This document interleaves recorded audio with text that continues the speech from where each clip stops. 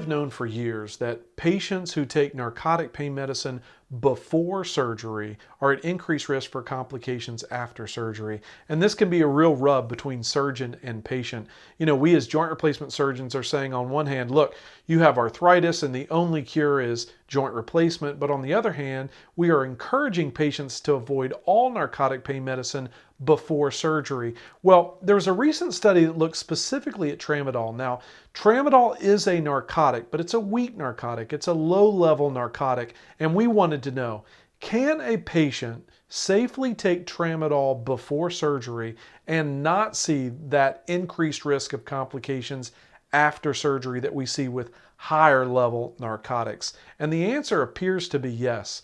In this study, it was shown that patients taking tramadol before surgery saw no increased risk in complications after surgery. Now, this is good news. This is good news for surgeons. This is good news for patients. Now, let me be clear. We want to avoid narcotics at every stage and hopefully only use narcotics as a last option. But this study would suggest if we need something before surgery in the narcotic realm, tramadol can be safe. I hope this information is helpful to you. If I can help in any way, reach out. You guys have a great day.